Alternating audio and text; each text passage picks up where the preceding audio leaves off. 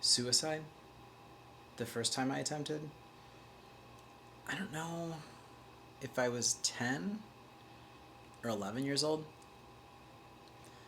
um, barely pubescent, super confused, very depressed. That's not what this video is all about. Um, I don't know exactly what this video is about, but I'm going to talk about queerness. I have one of my original paintings here with me, part of Series B, an oil painting that says, and I'm very proud of, "Be queer."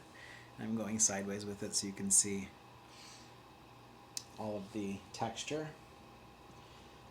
Also, I'm sitting around my singing bowls in my yoga studio, my virtual yoga studio. I'm a yoga teacher, mindfulness coach, meditation guide. Also, artist, activist, advocate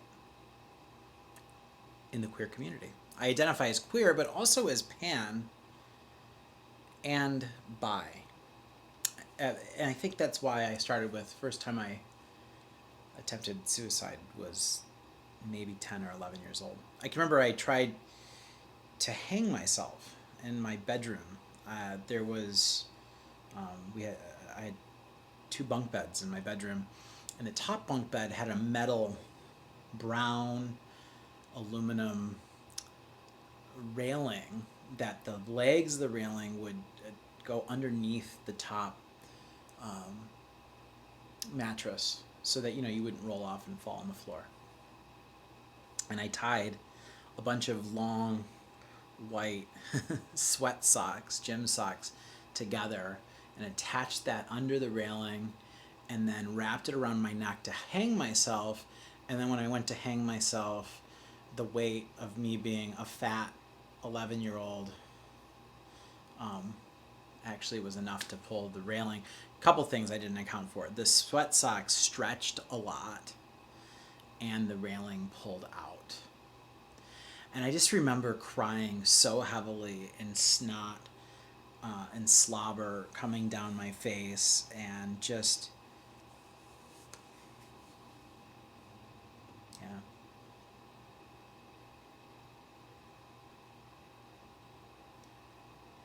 I don't think I'm suicidal anymore. Um, I think the last time I seriously considered suicide was probably close to 2 years ago. I had been bullied online, primarily from people within the queer community, mainly the white, cis, gay, bear community. And that was the impetus for my anti-bully line of clothing.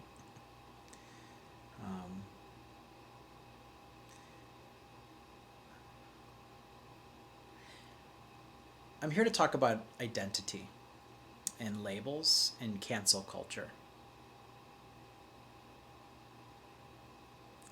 I had one of my Instagram followers reach out to me today and was asking what I thought about my identity, or how I identify as pan, and why I choose to identify as pan queer. If you look in my Instagram, at least for several years now, I've identified as pan and queer, and why I identified as pan rather than bi.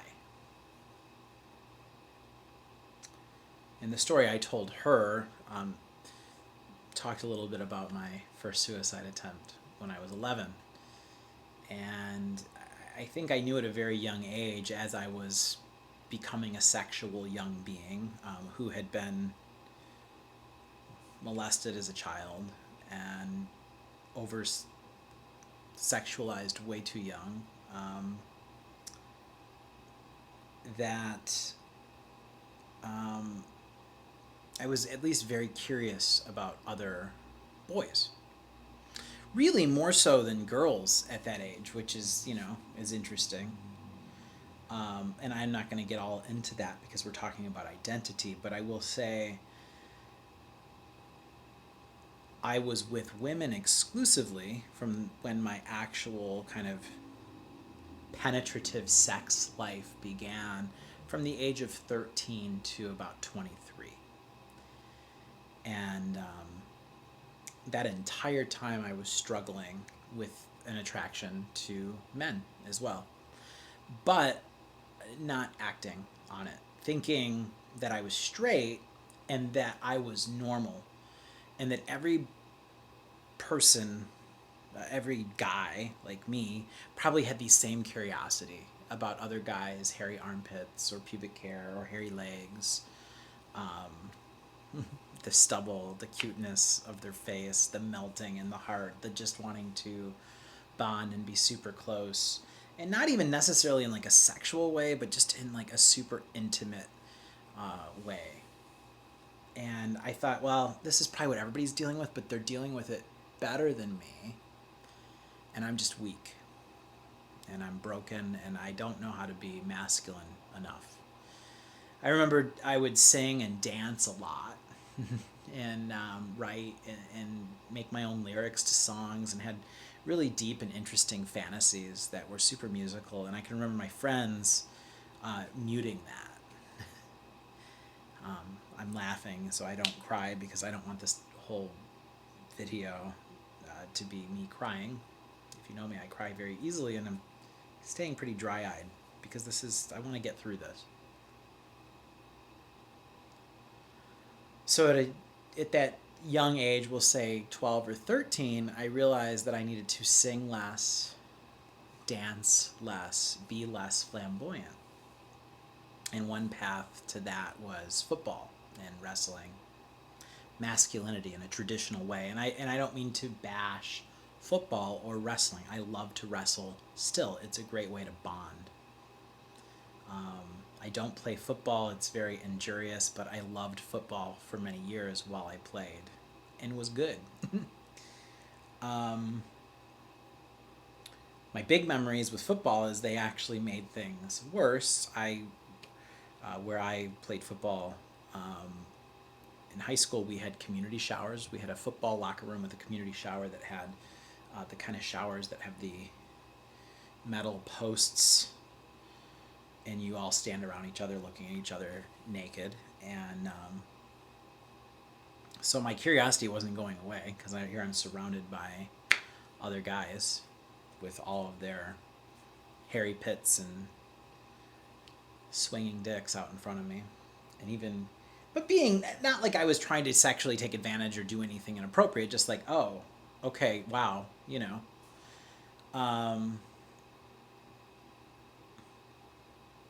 But I still thought, no, I'm straight. And whatever this is that's going on with me is, again, normal, but I'll transcend it. And I'll be able to marry a woman and have kids one day. And then at a certain point, I started identifying as curious, because I thought I want to maybe get this out of my system, because I'm not having a normal sex life with women. It just wasn't feeling right. There was something severely blocked in me, and I was becoming, I would say, more toxically masculine, more of an alcoholic and a drug user at a very young age, as a teenager. And this curious thing was in my head, and I was exploring it more, we'll say through porn or whatever. And then finally, when I was like 23-ish or 24, I finally thought, I'm going to just get this out of my system. And that's when I connected with my first guy. And the energy was like no other. The connection, the intimacy, the immediate feeling of kind of comfort. Now, part of that is I think I had been suppressing something for a very long time. So I quickly went from being curious to being bi. I went from being bi-curious to being bisexual. But still kind of in like a toxically masculine bisexual kind of way of how I felt like what bisexual was, while living a pretty self-destructive life, by the way, as far as dependency and abuse and just toxic masculinity in general, and how my friends and I talked to each other and talked about women and sex and just in general. quote unquote locker room talk, things like that. And then I started dating and realizing that I was really into guys, and I kind of identified. So I went from identifying as straight, identifying as curious, identifying as bi-curious, identifying as bi, and then identifying as a gay man, and found my way into several relationships, both sexual and emotional, and some were for 3 weeks, 3 months, 9 months, 9 years. And along that path, I realized, interestingly enough, being in an open relationship, that actually my sexuality was never right. I was always broken, uneasy, because I just didn't feel right, comfortable, like I could just be myself. And so I started to really explore this and realized I'm quite attracted to women. I'm quite attracted to men who may have been born with a vagina, but they were men and they decided to have surgery and, maybe have their breasts removed, for instance, or whatever. And I found myself in different moments of bonding with men who were born in I guess, the body of a female as we know it. And that was amazing. And we had amazing, wonderful sex.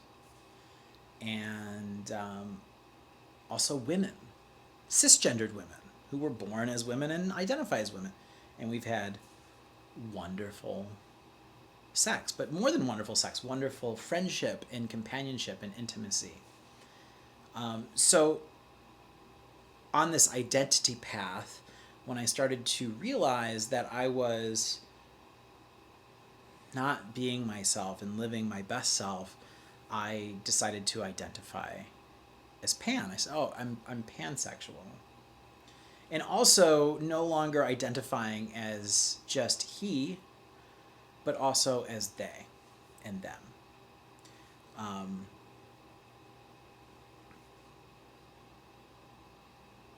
I consider myself very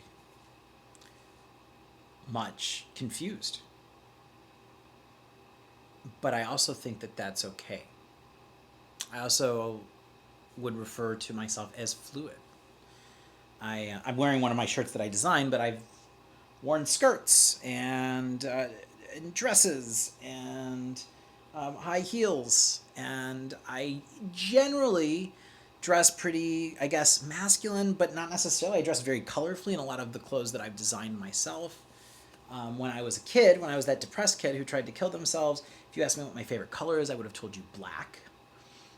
Now, my favorite color is bright magenta. I love purples and pinks and blues. And color doesn't represent your identity, but what it represents is someone who has successfully escaped the grasps of a puritanical, toxically masculine society built on a binary. And so when we talk about identity, and the reason I wanted to make this video, this question that came to me suggested that pansexual humanity is somehow inherently transphobic or biphobic. And my immediate response, my immediate thought is, I'm not transphobic. I've had sex with trans folks. I'm good friends with trans folks and non-binary folks, and I've had sex with non-binary folks, and I'm good friends with non-binary folks and bi folks, and I'm good friends and have had sex with bi folks. And I always thought, well, what that means that I'm pansexual is that I don't really notice or care about your genitalia or how you gender identify.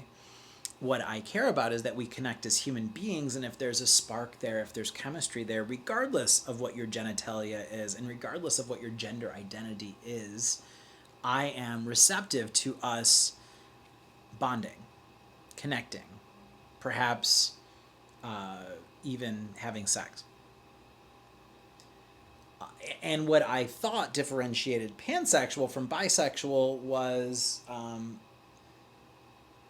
that there was some sort of limiting factor with bisexuality. Now today, with this question being posed to me, I was today years old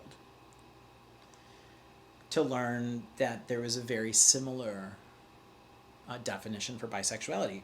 Mark me ignorant or undereducated, as I thought that there was a limiting factor to gender in bisexual attraction, whereas I felt in pansexuality that the attraction could transcend gender altogether. And I don't know that I'm 100% clear.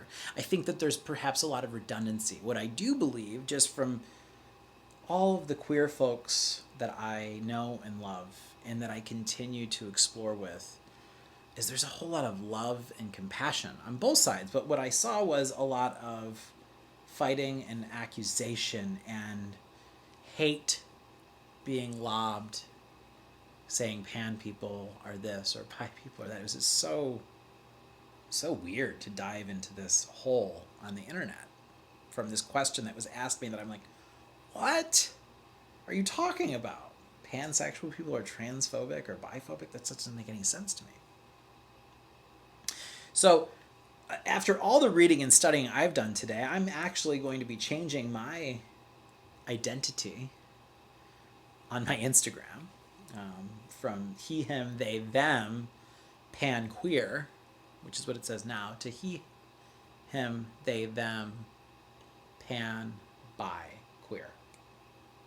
Because I think that bi and pan and queer all represent me. And that's what brings me back to the idea of be queer, which is this painting I painted a couple years ago. I really like the term queer a lot, and I cue off of the younger queer folks who have embraced the term, the title, the identity queer. I see it as super inclusive, hyper inclusive, expansively inclusive. We can all be queer. I really believe this. I see this as a word of acceptance, a word of community.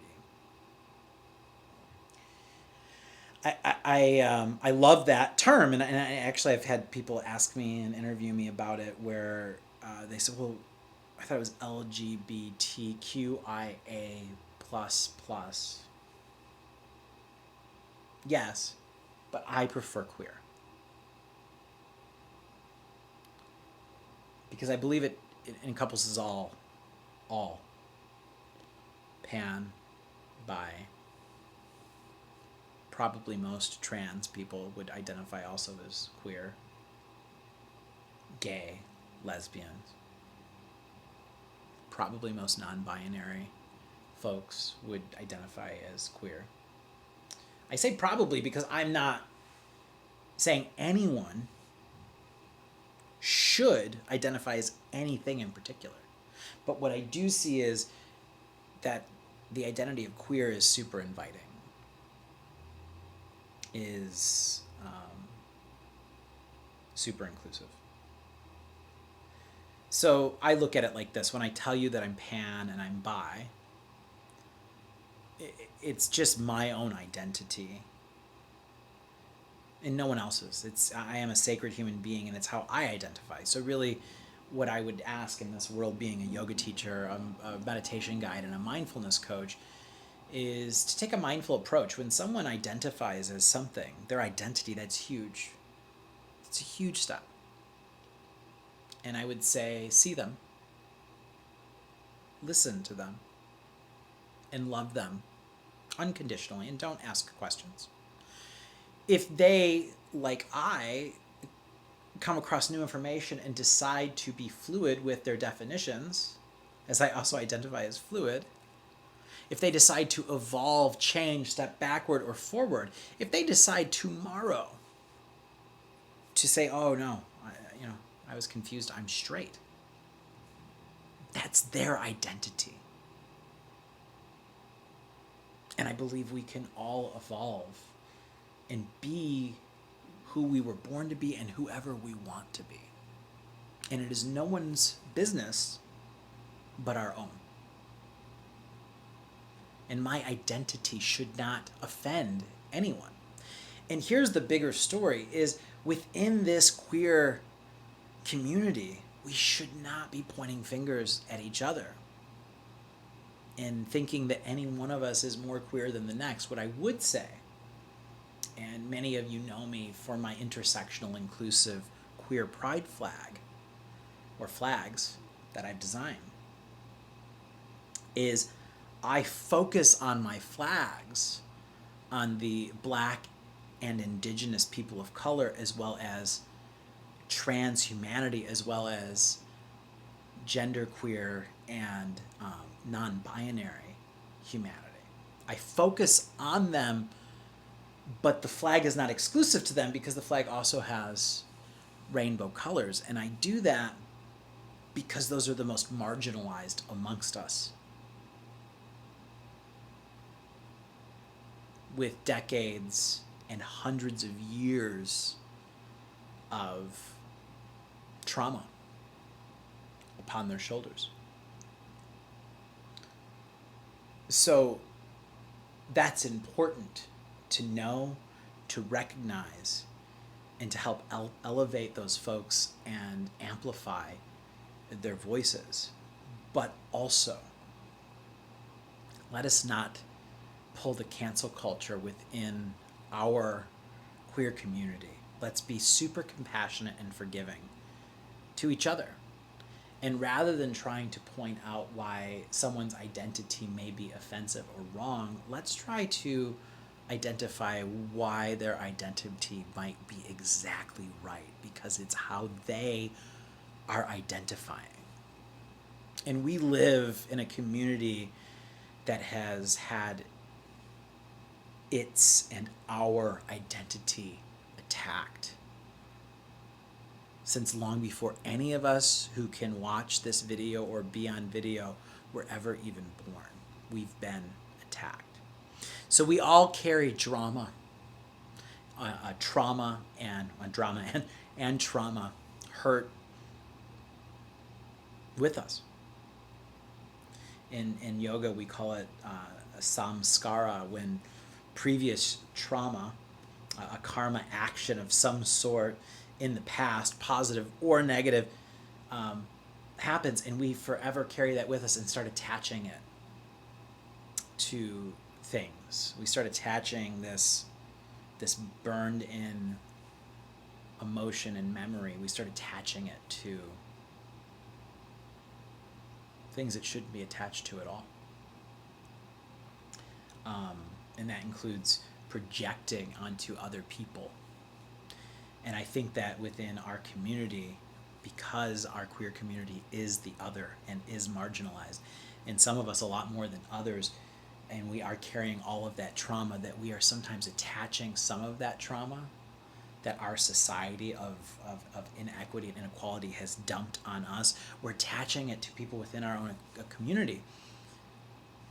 Maybe not even consciously, but because we know it will hurt them even more. Because we know they're already hurting on a subconscious level.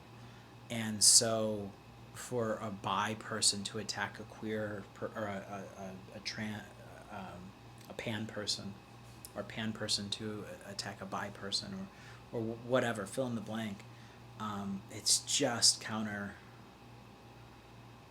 what we should be doing. We should be just seeing each other for who we say we are, not questioning, and offering love as one big queer community. And I invite everybody into the big tent of queerness, the big tent of colorful, bright, emotive, creative wonder, curiosity, and possibility of the queer community. So I may identify as bi and pan, but above all else, very queer. Queerly queer. And of course, human. And this is made for yoga, so if you're wondering why is this one human upside down, so that way when I go and do a handstand, it's right side. It's just fun. But anyways, that's the point. I know this is some heavy stuff, but let's not attack each other within our queer community. Let's not tear each other down. Let's build each other up. Let's elevate each other. Let's rise together, because we are filled with so much wonder, so much beauty, so much possibility. We really are.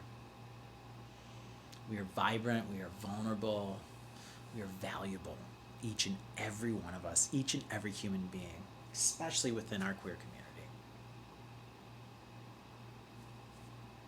He, him, they, them. Pan, bi, queer. I'm Jeffrey Allman. Stay curious. Be wonderful.